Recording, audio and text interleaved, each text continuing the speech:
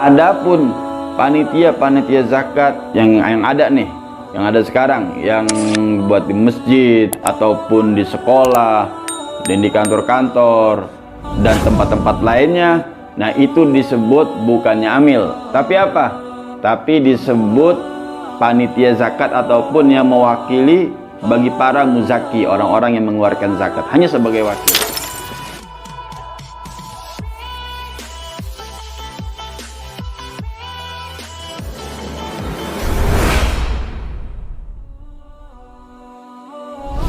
Wafi riqab, seseorang budak yang ingin memerdekakan dirinya sendiri. Untuk saat ini budak sudah tidak ada. Kemudian wal gharimina, orang yang berhutang. Nah, ini menjadi mustahik. Syarat-syaratnya pun nanti ada.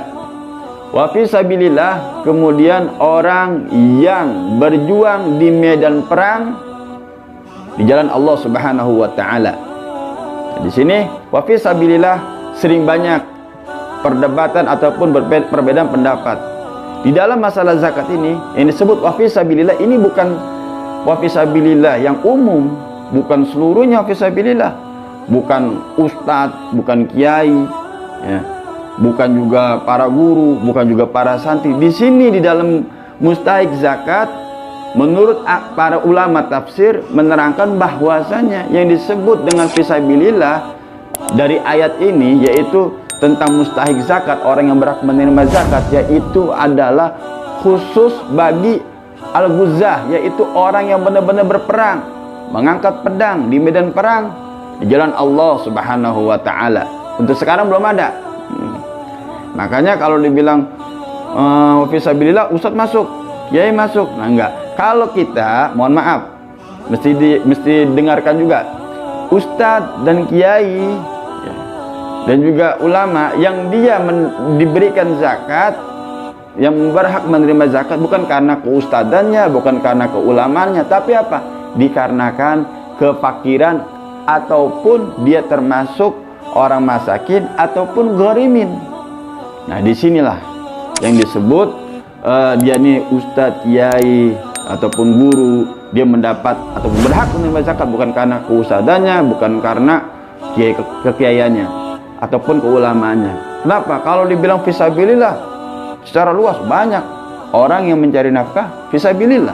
Berarti berapa banyak orang yang fisabilillah. Nah, ini bukan makna secara umumnya, tapi di dalam ayat ini ataupun yang berhak menerima zakat ataupun tentang mustahik zakat yaitu adalah fisabilillah, khusus buat al-ghuzah, yaitu orang yang berperang di jalan Allah Subhanahu wa taala. Untuk saat ini nggak ada, belum ada ya. Kemudian wabni sabil, yaitu orang yang sedang di dalam perjalanan. Nah, di sini orang-orang yang musafir, orang yang sedang perjalanan, dan ini perjalanannya pun bukan perjalanan untuk maksiat ya. Di sini orang misumpama dia lagi perjalanan, dia sumpama pengen ke kampung halamannya.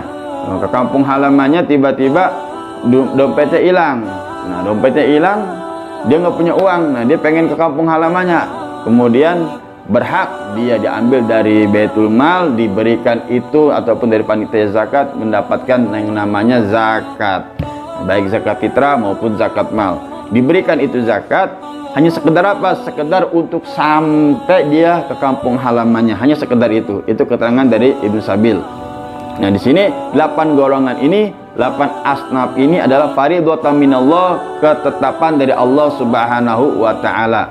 Maka dari itu khususnya bagi para penyalur ataupun menjadi wakil zakat, yaitu para panitia zakat harus mengerti siapakah mustahik yang berhak. Karena kenapa? Kalau salah penyaluran dan tidak tepat, maka zakat seseorang tidak sah. Walaupun yang memberikan zakat ini, yang minta diwakilkan zakatnya kepada panitia zakat ini sudah menyerahkan dan dia tidak tahu ataukah diserahkan kepada yang berhak ataupun yang nggak berhak. Nah, di sini tanggung jawab panitia, karena zakat orang nggak sah, dosa di sini. Maka dia itu mesti berhati-hati dan juga mesti mengerti ilmunya. Fas'alu ahla dzikri in kuntum la ta'lamun. Bertanyalah kepada yang lebih mengerti jika kamu tidak mengerti. Di sini banyak ulama banyak kiai dan banyak para habaib. Tanyakan kalau kita tidak tahu. Semoga bermanfaat. Assalamualaikum warahmatullahi wabarakatuh.